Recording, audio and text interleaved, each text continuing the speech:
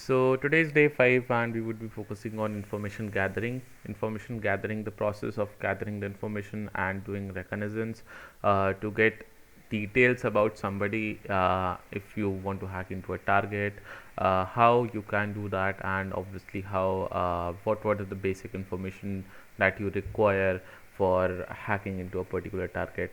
So there are various aspects of doing information gathering, right? You have to focus upon what kind of security you want to breach, or what kind of target you have, right?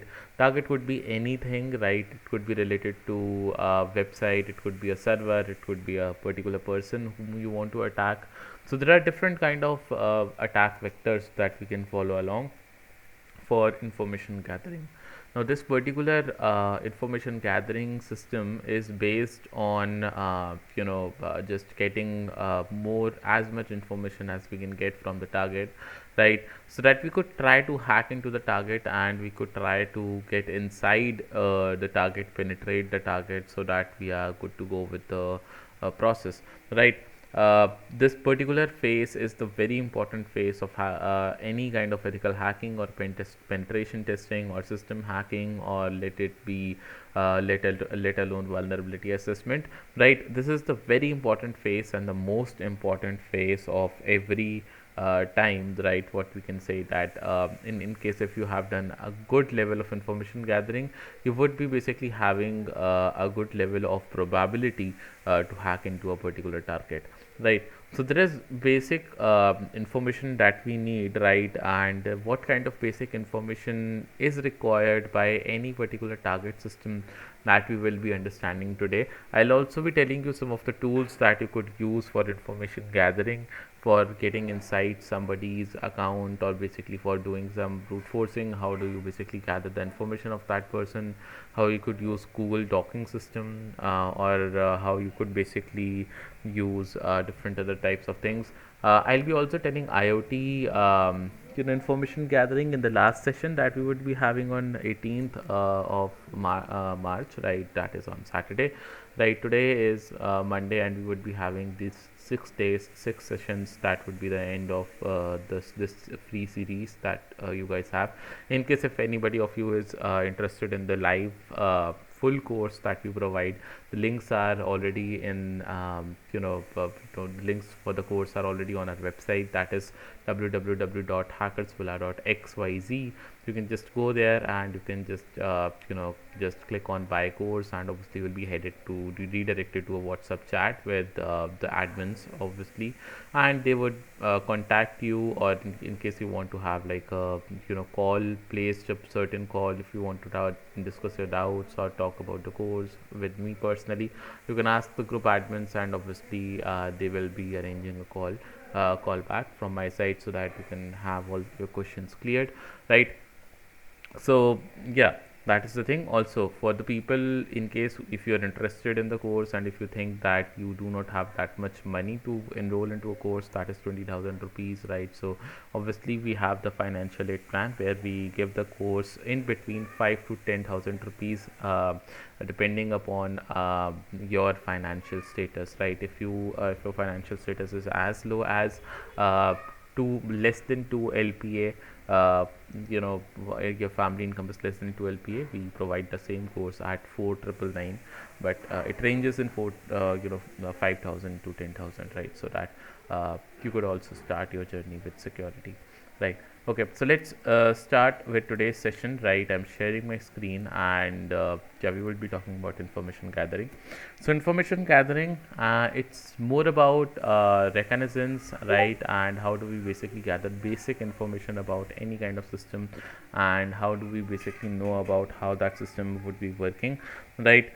So over here, what we will be going through is we will be trying to work upon, let's say, some of the features, right, which require certain information, right? So first of all, point number one is we need to understand what kind of information we have to gather, and for that we have to understand what kind of specifications, or what kind of targets we have, so that we could understand. Because when we know that what kind of targets we have, it would be easy for us to understand what how we can gather the information on those things. So for that, let me open my you know pen. Just okay. So let me open pen and we can then start. Yeah. So okay. So we have like two or three kind of scenarios. We can basically say, let's say that number one, we could have a certain kind of PC over here, or you can say a server that we want to hack. Right. So we might want to hack into a server, or we might want to hack into a, let's say, website.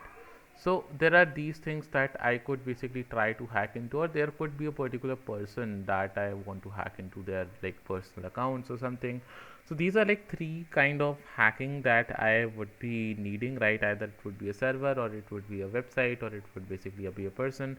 I need to require some of the information about all the things. So in case if you're thinking about what's a website and what's the difference between a website and a server, right? There is a basic difference between the both, right? And website is basically a subset of server. It's certainly like that you have a particular server over here. Let's understand this thing as a server. So if I ask you what's a server, right, many people might have their own answers that what's a server. But if I talk about what's a server is nothing but just a simple operating system.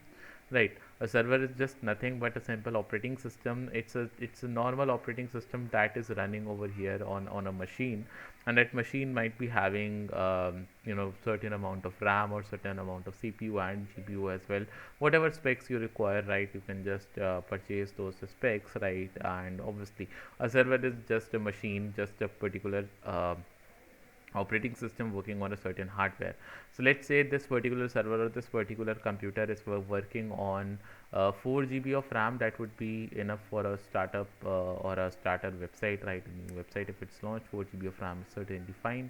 After 4 GB of RAM, let's say that we also have let's say that it have 25 GB of SSD storage in it, right? So that would load our websites pretty quick. And now once we have this 35 GB of SSD, 25 GB of SSD storage, 4 GB of RAM, right? We could say that okay, this particularly has a bandwidth of 1000 GB. So obviously that means a lot of people can connect to the website at once because it have a lot of bandwidth.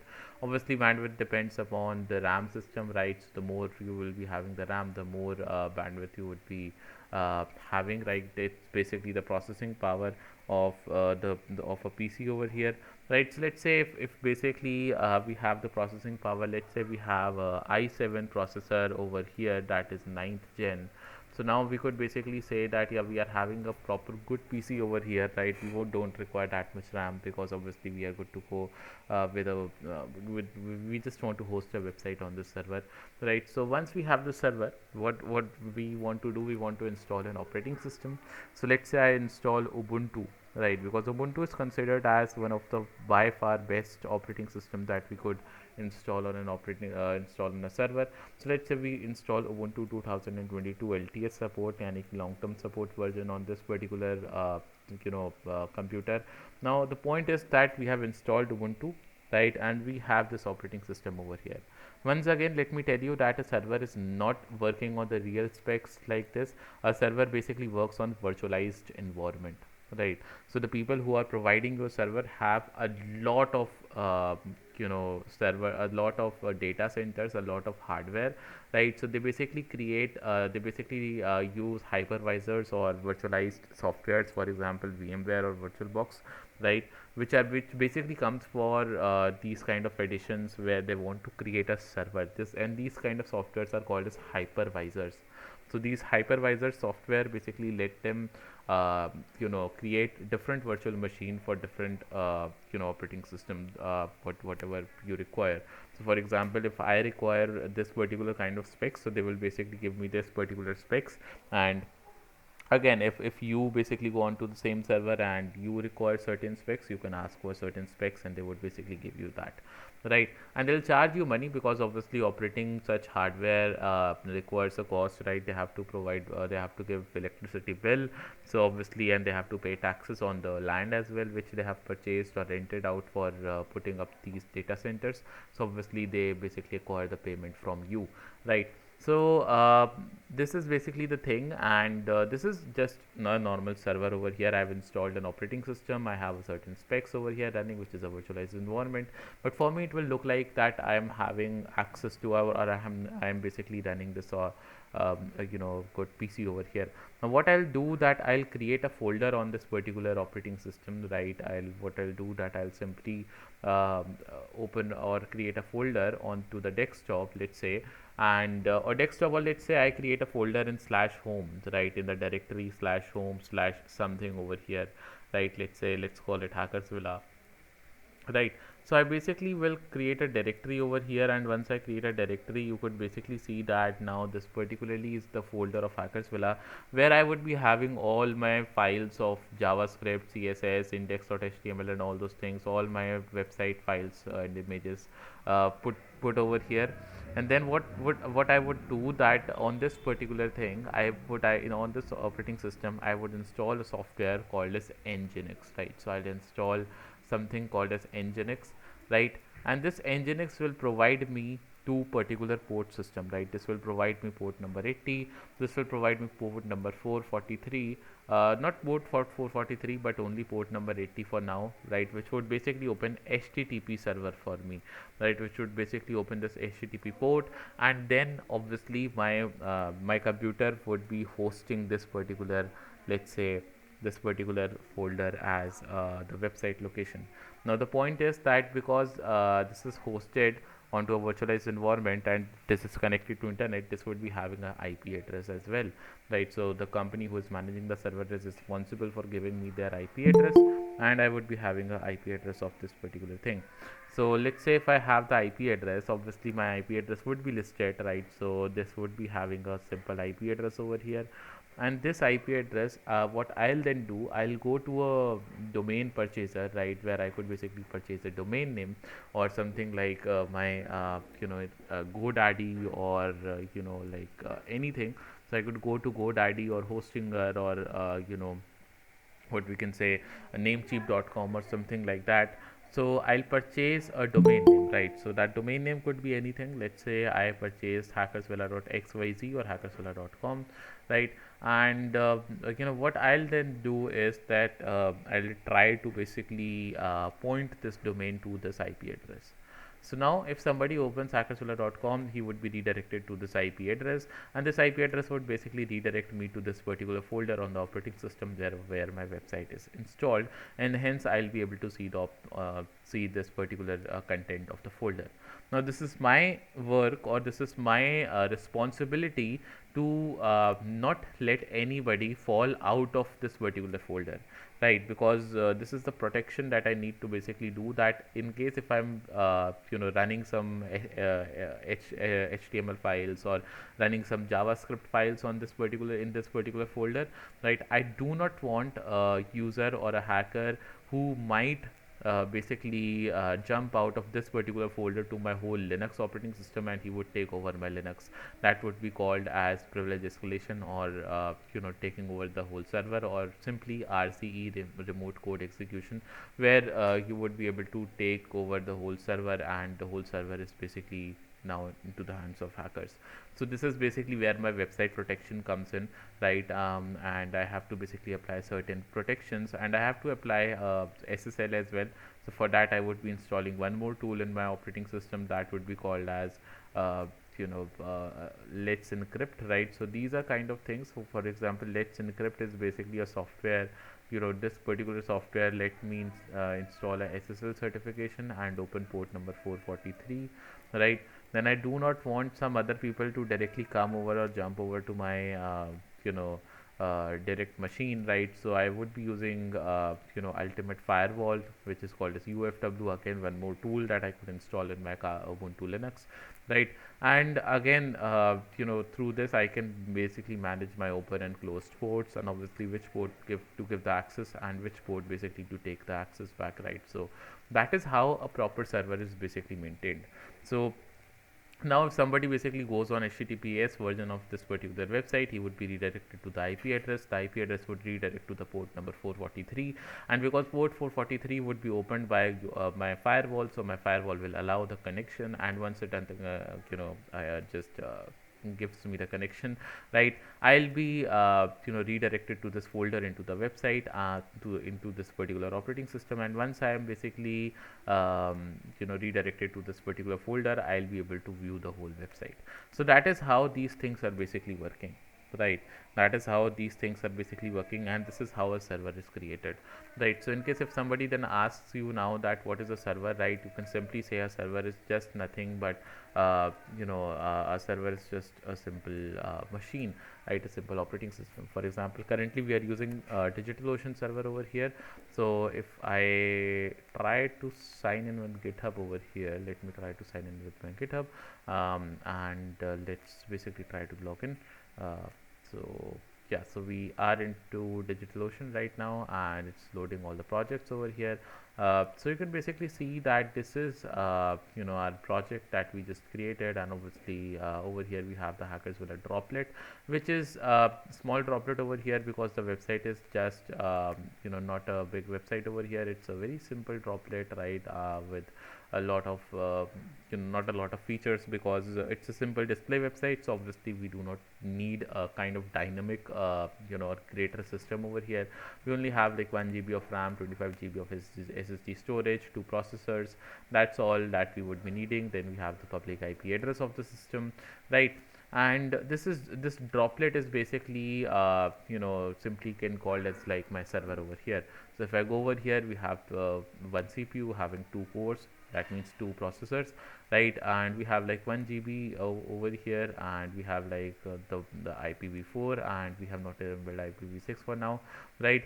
And then we have this region which is basically in Bangalore. So the server is currently in Bangalore. For the people in India, if they open the website, the speed would be very quick, right? We are basically using this Ubuntu snapshot, or basically we can say we are using Ubuntu operating system for now over here. So that is a basic thing. And then we have this domain that is pointed over here, HackersVilla.xyz, which is pointed to my this particular IP address, right? So that you can basically see all the things. To point the IP address, right, you have to certainly add some of the records over here, the A record, the NS records, right, which you basically have to which basically helps me to point it, right? So you can see that if somebody opens www.version of HackersVilla, he would be redirected to the same IP. If somebody opens HackersVilla, he would be redirected to the same IP. Now what I can do, that if in case I create a new website, let's say blog.hackersvilla.xyz, if I create something like that, so that blog.hackersvilla.xyz, if I want to redirect it to a different server, I can create a new server over here. You could basically see that I could click on create, and I could create a new droplet over here. So once I basically click on create a new droplet, it would basically ask me what kind of server and where you want to install it.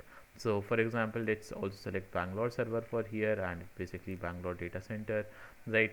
Then what kind of operating system do you want to install over here? Do you want to install Ubuntu, Fedora, Debian, CentOS, Alma Linux, Rocky Linux, or some other things? We have a lot of Linux over here. Currently they have also just started with a plan like where we could install Parrot or Kali over here, right? So we'll see it soon in this edition. Then we have the marketplace where we can search for different other Linuxes, right? So we can directly install cPanel, we can directly install Ghost, we can directly install LAMP structure, Docker, WordPress, anything. So let me search for Kali over here. We could also install Kali maybe. Let's see. Okay, Kali is not found right now over here, so no issues. Kali is coming on to DigitalOcean soon, right? Because it's listed in the website of kali.org, right? Then we have like what kind of CPU do you want? Like, do you want to have a shared CPU, or do you want to basically have a general purpose CPU, which will cost you minimum $63 per month? But that is something not we want. You can start with a basic plan, right? And then what kind of disk you want. Do you want to use a SSD, NVMe SSD, or like what kind of SSD you want, right? So that is the thing, premium Intel or premium AMD processors, right? Then you have to basically give a way to connect with your virtual machine, right? Do you want to connect it with SSH, or do you want to connect it with password, right? And then you basically have to just click on create droplet. So that is how you could create a new server, right? So this is basically how a server would look like, right? And this is very much needy information, that what kind of server a particular website is currently using. So you saw it over here, and now if I open my command prompt again, and if I basically try to enter through SSH, so currently we have created a admin user on HackersVilla website, which is called as HV admin. And if I basically try to connect this HV admin user directly, so it will directly connect from my PC, and you can see that we are directly into Linux right now.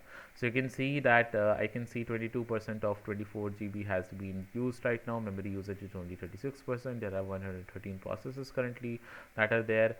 IP address of my machine would also be shown over here. This is the IP address of my Kali machine, right? And in case if you think that you can also take the access of Linux through this command, no, you cannot do it in your PC. This can only be done through my Windows, right? Because my Windows have the SSH key, which is currently running over there, right? Which is currently running over there, right? That is the main point over of this particular thing, right? Voice is lagging. Is it lagging still, or is it working fine?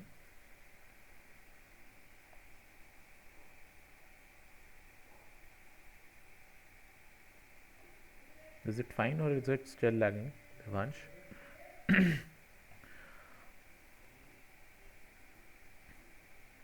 Okay, so let's move ahead.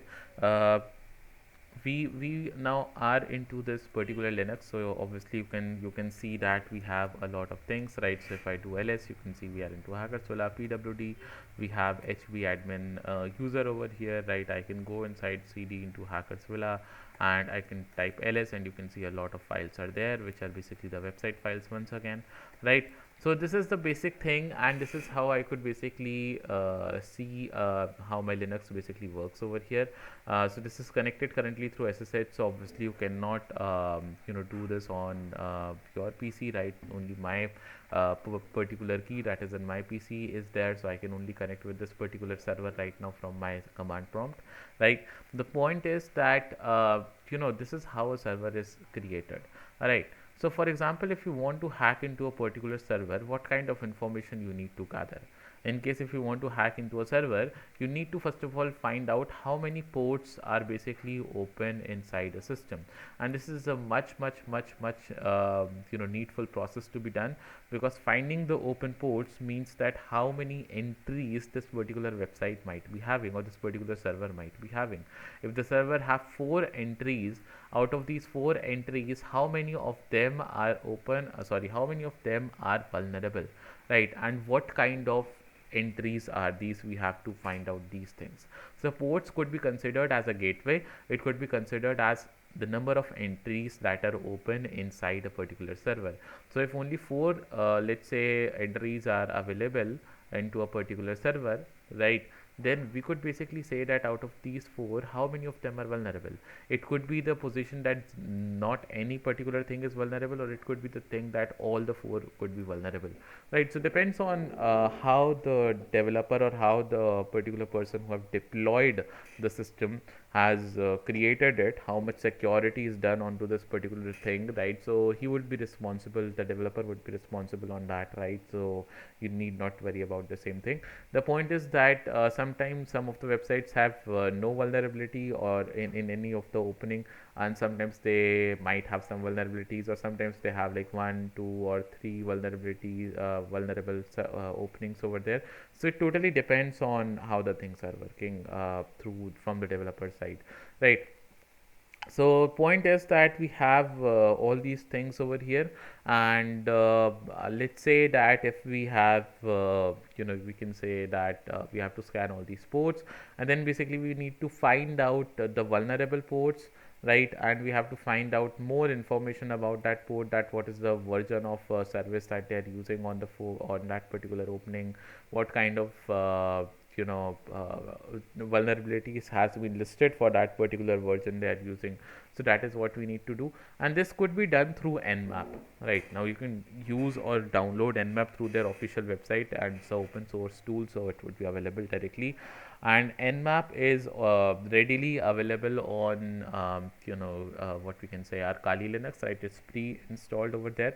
For Windows I have installed it over here, so you can see if I type nmap and if I type the website name, right, you could basically see that it would start scanning a particular website, and it would basically give me the details of what particular ports or what particular openings are there in my website. So currently you can see there are 4 openings over there which are open, right, which is like port number 22, right, and then we have port number 80, then 443, then 5000, right. And it also tells me that 22 is having SSH service running, 80 is having HTTP service running, 443 have HTTPS running, and 5000 have UPnP running. The point is that this is a fake information. This is the information, right, that is not to be seen. You go on YouTube and you find any nmap session, this is the thing that nobody is going to tell you, that this particular information that we saw in the service section over here is something that is kind of irregular, and this is not true 100% of the times, right. I have a proof for it as well, right, because this is a kind of the real thing, right. This particular part is real, right. This particular part could be trusted 100%, but this part could not be trusted 100%, right. Why? Because we know that port number 22 is open, 80 is open, 443 is open, 5000 is open, but these ports are registered, right. For example, 22 is registered for port number port number 22 is registered for running SSH service on it, right. 80 is registered for running HTTP on that, right, which is like the main server, which would be having the opening, like for all the HTTP requests where we would be sending the request for opening the website, and 443 would be for SSL connection, right. So it would be again HTTPS, right. That's okay. 5000 is registered for UPnP, right. That's why it tells me that 5000 is basically where UPnP is running, but the developer has the right and the developer has the choice of running anything on any port. For example, if I would be a developer, if I want that I do not want to run SSH on port 22, right, I can run HTTP on port 22, right. I can run let's say SSH on port number 5050. Let's say 5050 I want to run SSH on that, right. I want to run HTTPS on not 443, but I want to run it on 8080, so I can do that as well. So it's totally my wish what I want to and where I want to just start all these services. But you can see that currently we are seeing 5000 is UPnP, but in reality HackersVilla is not using UPnP. There is the server again that is currently being running, or that is currently running on port number 5000, right. So it's not UPnP over here, right. This is basically a scenario which nmap does not tell you. It only tells you the details, right, which are basically available as, right, if 22 is open, because 22 is registered for SSH, so SSH would be running, but we still don't know that if SSH is currently running on 22 or not. So for that, if we need to verify, for verification we need to do a version scan, which basically finds the version for all the services that are running, and this is a very crucial scan you need to do in case you want to gather good information out of a server, right, because it now scans for all my versions, right, that all the 4 services that we are basically running, right. We can just stop the version scan for now, because currently it would be scanning versions for all the 1000 port, but out of the 1000 port we are only having 4 ports open right now.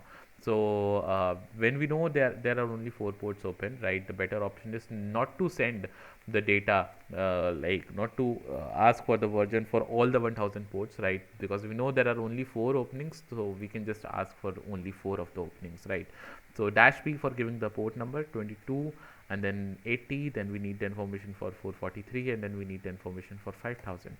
So we only need the information for 4 of the ports, so I basically gave the option -p over here and listed out my ports. So that would again decrease the scan speed, decrease the scan overall timing, but it would also basically not deter it, or not what we can say, tell, or because like the host system or the target system won't get aware about all these things, because overall you can see that when we did this particular scan, we sent 1000 requests to the server.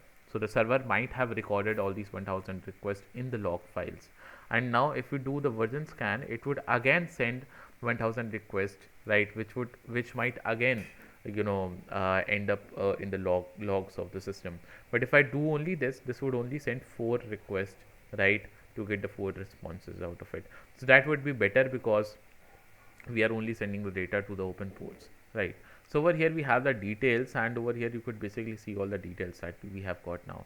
So 22 is running SSH, yes, and the version of SSH is Open SSH version 8.2p1 running on Ubuntu. Right now we also know the operating system of the target, right? Then we have port number 80, which is running on HTTP, where we have basically the version system Nginx, which is the server running over here, the name of the server that is allowing over here, and the version 1.18. Then we have the SSL running on 443, which is again running on the same thing. But you can see 5000 is also running HTTP server. Earlier it basically gave me the UPnP, but now in originality we have found that okay, HTTP is running, and the main on HTTP what's running, there is Node.js and Express framework running. So and it's a Linux kernel. Now I got to know that okay, this is a Linux website, right, and it's running on Ubuntu. I got the operating system, and the website is running on Node.js, Express, and Nginx connections. So now we know that what kind of data this website is running upon, what kind of server is basically over there, and obviously what kind of versions we have, right? So for example, if there would be a bug that has been found for OpenSSH 8.2p1, I can go to Google, search for OpenSSH 8.2p1 vulnerabilities, and then I could basically download the vulnerability and just send the payload directly to this particular version, and we are good to go, right? So basically that is how hacking into a server is done. The information that you would require is basically through nmap. You have to find the open ports. Once you find out the open ports, you will be able to understand okay, this is the opening into a website. Now with this opening I can directly hack into this particular server, and then I would be able to go inside it, and I would be able to fulfill my requirement, and I would be able to just get inside, right? So just locate the open ports, the openings, locate what's their version are, and then basically go into and find the vulnerabilities.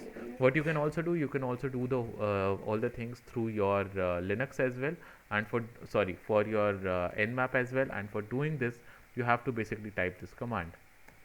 Like the command would be similar like the previous command that we had, but this time we would be running it on a script as well. So -- script is equal to vulnerabilities.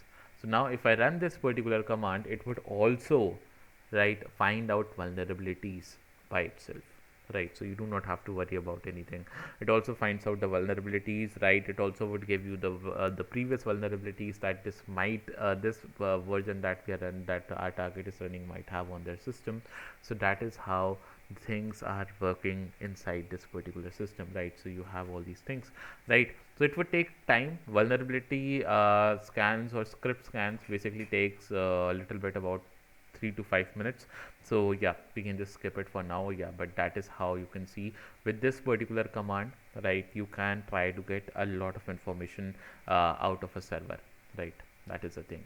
Now what to do if it's a website, right? Let's say if our target is not a server, but if our target is that we only want to hack into a website, or if we want to do bug bounty hunting, what would be our processes then? So if you have like bug bounty service going on, or if you have like bug bounty program going on, and you want to basically find some details about a website, let's say HackersVilla. So what you will do basically is that you would be having, number one, this particular extension which is called as Vapalizer. This is very much needed over here, because it gives you a lot of things about what a website is currently using, what kind of technology the website is using, right? So website is using all these kind of things, and then over here we can see website is using Express as the web framework, Nginx has a web server, Node.js over here running on Ubuntu, and the UI framework is Bootstrap. If there would be any backend, it would also give me a backend, for example MySQL or NoSQL, MongoDB, anything if would be there, it would also list out that. Some of the websites you cannot do that. For example, if I go to YouTube, it would basically give me the information over here about YouTube, that the JavaScript framework used is Polymer, right? And over here you can see that we have video players. Again, video player is of YouTube, so you cannot find a lot of things over there, right? Because YouTube have their own kind of video player. So yeah, that is the thing. So we have all these things over here, and if I basically go over to let's say Null Delhi, which is a Null community website over here. So in case if I now click over here, you could see that the programming languages used is Ruby. So now if I want to basically hack into this website, I would need Ruby over here, right? And all your logs would be stored directly in the Sentry for tracking the issues. There also the developers are using Sentry over here, so I could basically try to basically create a payload that might exploit Sentry, so I would be able to go inside, right? So these are some of the things that you can see that how I am getting all the things over here. They are also using HTTP version 3, so I could basically try to devise the payloads for HTTP version 3. Maybe I could directly get inside the PC, sorry, get inside the server from this. So these are the things that you first of all need to know about a website. If your target is a website, these are certain details that you would require directly to get inside a particular system. Also, what information we need more is that we would basically be needing how many directories might be over there on this particular system, right? For example, it's null.community. Let's find out if it have a robots.txt over here. So just press enter, and over here we have a robots.txt, which basically which disallows everything over here. So this like file is a very important file, and it's mostly in many of the websites. For example, even if I open zomato.com and type in /robots.txt, you could basically see they also have a robots over here. If I open hotstar.com and type over here robots.txt, they also have a file over here. In case if I open HackersVilla.xyz and have like robots.txt, just a sec. So HackersVilla over here, and we go on to robots.txt. We also have a robots.txt working over here. So the point is that every website have some robots file, and this basically robots file is basically to tell you that what kind of things are allowed and what kind of things are not allowed to a particular Google bot or to a particular bot, what we can say, spider bot that would be spidering your website. For example, if I type HackersVilla on Google for now, you can see what would be coming over here. If I do Google this over here, you can basically see that the website comes with course, tour, about us, sign in, and contact us. So you can see all these things are basically coming over here, which means that we have a certain pages on the website, and all these pages are basically coming over here. So now the point is that how these pages are being listed. So that is what you can see. But now if I go to null.community, if I type null community website over here, you could basically see that we are basically getting upcoming events, Bangalore chapter, all these things over here. So this is basically coming through robots, and it basically tells you that what kind of files are disallowed, what kind of files are allowed in the system, right? So for example, if there would be if this would be disallowed, for example /upcoming would be disallowed inside this particular thing, then this particular thing won't be coming onto Google, right? Won't be listed onto Google.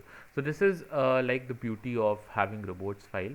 The point is that this robots file could have certain information that could be, for example, vulnerable to something.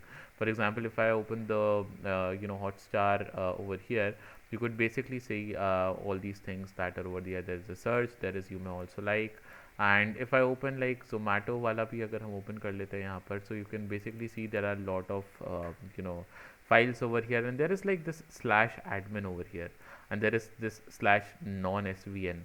So if we try to basically visit non-svn, let's see where we could go to, right? So non-svn. So if I try to visit this, you can see that non-svn basically takes me to this particular person, and this is like a not allowed kind of thing, right? So you can see this is a not allowed kind of thing, that we should not go on to this particular thing, but we are still able to go on to this particular person, or I don't know what this is, but yeah, we are basically able to visit this particular address, and yeah, here we can follow this particular person, and all these things are there. So that is the basic point, right? That should be there, right? That we are not allowed to go over here. what if I click on this icon, you can see that it asks me to log in. It might be that we are able to follow all these things, and it might be like a social media for our you know Zomato, right? And again, you can see that this kind of thing, how I found it, I basically found it through robots.txt, otherwise I wouldn't have found it. Again, there is a slash admin as well, so I could basically try to visit slash admin, right? And you could basically see it tells me it's forbidden. So there, this might be the official login page for the people of Zomato, right? Who might want to log in. So that is how you might find some different kind of what we can say, some different kind of stuff, or you have to do enumerations, right? So that how many drives or directories, what kind of drives or directories this particular website would be having. You try to go inside all these things, and you also try to find some of the subdomains.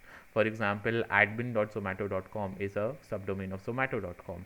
So as such, how many subdomains could a website would be having, and what kind of subdomains that would be. For example, if I go to virustotal.com, which is a very good website for finding the subdomains, right? I could basically go on to the homepage of VirusTotal, and I could click on search. So if I click on search, I have to give the website over here. So zomato.com, press enter, and once I do that, you could basically see that it's now scanning zomato.com for viruses. I do not basically want to get the results out of antivirus tools, that if they found virus on the website or not. All I want to do is basically just go to the relations tab, and here if I scroll down, I have 80 subdomains coming from this website. Now these subdomains are the basic subdomains which I could hack into, or maybe I try to hack into, and I'll find out what they are basically created of. So you can see spdf.zomato.com. Now I can copy this thing, copy, Control C, Control V over there, and you can see I'm trying to open this spdf.zomato.com over here. Let's see where it leads me to. And I have this particular subdomain of zomato.com. Again, I'll try to open this, and I'll try to see where it takes me to. So again, it takes me to nowhere, and you could basically see that I have nothing over here. Again, this is not even having a proper SSL connection, and the website is nothing. It's just an empty subdomain, and which is having nothing over here. There is a bot manager running on it, so this might be basically a bot, where a bot could be running over here, right? Then we have like consent auth2.zomato.com. We might try to open this particular subdomain as well, right? So we could find like all these some of the subdomains which for example could not open and not have proper security over here, right? Zomato people not having security, not even running SSL for this particular subdomain, tells me that they are not interested in running security on this particular page, right? I might try to hack into these things, and I might try to do a simple subdomain takeover. So subdomain takeover is one of the very frequent and very common bug, right? But it could only be found if you find a subdomain that is not any of the use. So mum.zomato.com, if I try to open this, let's see where it takes me to. Again, it doesn't take me to anywhere, and we can see that it's running HTTP version 2, and it's running PHP inside. And if it's running PHP, there could be PHP injections that we could do, or we could basically find out some more information. So we have to basically work on that, right? Then we have like corporate.zomato.com, which might take me to their job, and then logistics, right? So we might be able to open that, and then let's see where it basically takes me to. So we have API mail.zomato.com. So logistics also, logistics call center service running. It have a SSL implemented, and again this is also running on PHP. So we can say that okay, this is just the home page for this thing. So maybe I could try to find out more of the drives or directories that might be there inside this particular in this particular website, or in this particular location, or I might basically get some data out of it, right? Again, this particular thing, API mail.zomato.com, it's basically say 404 not found. That means the server is configured onto this particular thing. The Nginx server is configured, but it is not properly pointing to the folder where it should lead to. And again, this is not even having SSL, and this is running an Nginx server. We can say that okay, I might try to take over this particular subdomain. So that is how the things are basically working, right? That is how the things are basically working, and that is how we could try to basically find out some vulnerable subdomains, and I could hack into these things, right? Many of the times you may have heard about that this kid from India have hacked Google and hacked 50 websites of Google or something like that. So they do not directly hack into google.com, they hack into subdomains of google.com, the vulnerable subdomains of google.com. Now let's say if I'm able to hack into these kind of subdomains of Zomato, right, I'll be able to tell that I hacked into zomato.com, and obviously my article would be published from that thing. So that is how these things are basically there, right? So subdomain takeover and hacking into subdomains, finding subdomains enumeration is one of the thing to gather a lot of information in if the target is a website. And there could be like different tools that you could use. For example, you could use Go Spider for spidering a website. You could use Go Spider could also give you enumeration, right? It could also do like find out a lot of directories and drives in a website, right? And you could basically do subfinder or sublister for finding subdomains, or you could use VirusTotal directly, and then you could use HTTPX, a tool that would basically tell you what every page consists of, right? If it's 403, 404, or if it's a 200 OK page, right? Then you could use all these tools like in one by one to basically capture a lot of data out of the websites. Not only that, you could also use some of the Google Docs, which are very good for finding information, right? And Google Docs are something, for example, in case if I want to find some data, for example, in case if I want to find some let's say a person's data over here, right? I could basically say that, for example, I know that if somebody is having a username, for example, my username everywhere is Sanchay official, so I could basically type this in URL Sanchay official, which basically would take me to all the website or give me the results of the websites which are having Sanchay official in their URLs, right?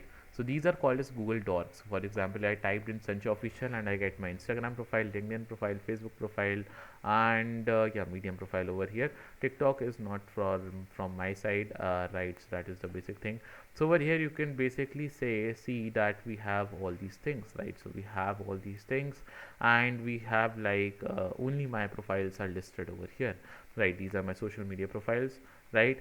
And if I type this, you can see that everywhere, every website which is having Sanchay official in their URL are listed below, right? So if I type in HackersVilla over here, I could maybe try to get some information. So if I try HackersVilla, hackersvilla.xyz, then LinkedIn for HackersVilla, Facebook.HackersVilla, Crunchbase for HackersVilla, right? Some other websites mentioning HackersVilla and all the details, right? Zubercorp and Site India, right? And then we got Apollo over here, Connect to India. We have then Vakil Search over here, Quick Company. Then we have GitHub, which is basically having HackersVilla repositories, right? Then HackersVilla.in, somebody I don't know whom have created this, and then we have like WebWiki. Then we got all these things over here, so you can basically see that is how the things are working over here, right? So that is how the thing is, right? And in case this Google Doc also helps me to find other things, for example, I want to find CVVs for different banks, right? So I could basically go ahead with CVVs, right? So I could basically try to write in text, and I could basically in text basically searches for all the CVVs over here. So I might basically go for in text CVV, which would give me some hacked bank account details, and get into the CVVs and find out some of the things over here, right? You want to find certain kind of what we can say, certain kind of let's basically say some details about something, or details about how you could have some of the vulnerabilities about a server or vulnerabilities about a website. You could directly go onto GHDB, Google Hacking Database, and you can basically see that we have all the docs listed over here, right?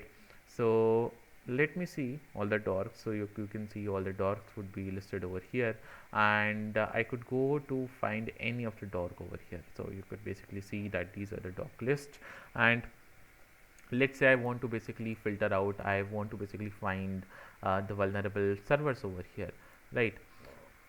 So I'll be basically getting all these vulnerable things, vulnerable docs over here. So what I can say that in case if I want to basically talk about this, let's find some interesting data, right? So files containing usernames or files containing passwords. So let's find all the files in a website that might contain passwords. So for example, I could basically try to go into this. For example, I want to find the websites which might be having pwd.db. So I can just try to copy this particular thing, right, and I can come back to Google, type this thing on Google and just press enter. It would give me the links of the website which are having password.db in there, right, and obviously all these things. Also, in case if you're looking for a certain website, a specific website, you can also type in site and then give the site name, for example hackersvilla.xyz. So because HackersVilla does not have that, you won't be seeing any result from Google. But in case if you like have a site and specifically want to have some data about out of it, you can just search for it like this. So if in case if I open this, you can see it would open list, or it could basically give me all these things. So it have like this database.php which I can then download, and obviously I could download through wget command and all these things, and I'll be able to download all these things, right? So that is how Google docking works, right? Not only that, I could also try to find some of the like open cameras or some of these like vulnerabilities which could basically give me live camera access of many of the locations, right, and all these things which we will be discussing in the day 10, where we would be talking about IoT hacking and all these things, right? Otherwise, in case if you also want to have some more information about a particular person, if you want to hack into a person's account, right, you could use intelligence, right? So for that we have OZNet, which is basically a framework of open source intelligence framework, right? And obviously this particular framework is the best framework for getting information out of a person's account, right? So OZNet framework, if I basically go over there, you could basically see the framework works like this, and this is how it basically works, right? So this is the main framework. The point is that in case if I want to see that what are the other platforms where this particular user could be, you can click on the username, and you can basically see for the username search engines, and you can then basically try to find out different kind of websites which kind of give you the username locations. You can go to some of the specific sites where you can also basically find all these things, right? And then you could basically see if you find certain information about email address, you can use these things, right? For example, you want to basically see that if you are getting a mail, if you are basically getting a mail from an email, is that email verified or not? You can basically try to just test all these things over there. For example, if I click on email reputation, it gives me the reputation of the email over here. So if I basically search for Sanchay official, right, and search for my email, it would basically give me the reputation of the email over here. So it would basically try to find as much usage of this Sanchay official over here. And okay, now it's giving risky over here, though it should not, because it's been used a lot of times, and it's a free provider. Okay, so let's say okay, so it basically locates no services on LinkedIn, Facebook, iCloud. Though I'm using the same email on many of the websites, there might be some what we can say bug on this website, so you cannot fully trust all these websites again. What now it makes me think, right? So let me also search for many other emails, right? So let me see that if we could use, or so let's take a real email which is in real could be a risky email. So let's basically try to say that you know um, so let's take any email. So currently there could be the email, for example, we can take hello@google.com. So let's try to search for this thing, right, because this would be there for a particular time, right? So let's see if this particular could be like a verified email or something, because it's coming from google.com. But if it won't be used anywhere, right, it won't be having higher reputation, right? Many of the times they are having higher reputation, something like this, right? And you can see that they have still not seen direct references, right? So but the domain google.com is highly reputable, right? So that is why over here what you can see that this basically is this reputation tool could give you the reputation, but it have various dependencies, right? So there is no direct reference which could basically tell that if you are receiving a mail from hello.google.com, if Google have some vulnerability that could let any user send email from any at the rate google.com or something like that, right? It would be just taken as a highly reputation mail, and it won't go to spam. So people could try to phish you or scam you, right? Because you'll think that okay, it might be coming from Google. And there are literally these kind of SPF, invalid SPF record vulnerability, that could let you do all these things. And this was on Google since a lot of time. In the whole period of 2020, 2021 and 22, Google had this vulnerability, and me and many other hackers have reported it a lot of time. And that is that was the main thing why Google patched the vulnerability. Gmail.com was vulnerable to this particular thing, and it always showed high reputation. If somebody is sending a mail, I was able to basically send any person mail from any person's account without even having their password, right?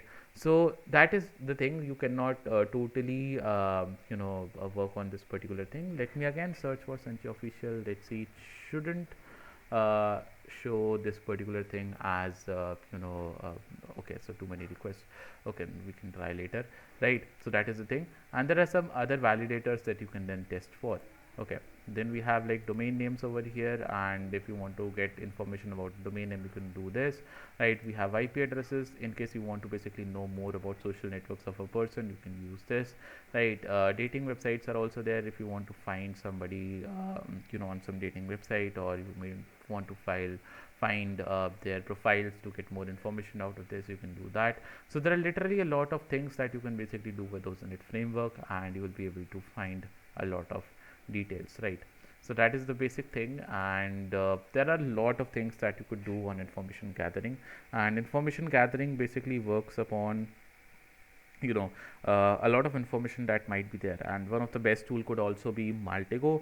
And Maltego is basically Maltego is also basically a vulnerability that Maltego is also basically a tool that could give you everything in a very reported and a very sequential manner, and could give you a lot of things inside a website or inside a particular system, which may lead to proper RCE or remote control execution or remote code execution of that website or the server. So there are certain things that you need to learn while doing information gathering. You need to work upon these skills, because this is the most important skill in cybersecurity. And if you are very much good in information gathering, then you will be able to have a good probability of hacking or directly getting inside a particular server, right? So that's all for information gathering for today, right? We would be going ahead bug bounty hunting and how to start with it tomorrow, right? Where we would be doing live website hacking, and we would be working on live website things, right? So that would be done tomorrow at 6 p.m, right? We would be meeting at the same time. Again, the sessions are being recorded and are uploaded to YouTube as a private video on a private uh, this kind of like what we can say a private playlist has been created, right? For the links, you can ask the admins, right? So that's all for today. Let's meet tomorrow at 6 once again for discussing more about the things, right? Again, if you when we do the advanced course, obviously information gathering, we take around about 10 sessions separately for information gathering, right? So in case you want, again, if you want to enroll into the course, right, you can directly ask the admins, or just go on to the website and click on the following purchase or buy now link, right? So that you can just go through with the course purchase, right? So that's all. And yeah, I'll meet you tomorrow. Thank you guys for taking out your time and learning. Thanks a lot for being with me. Okay.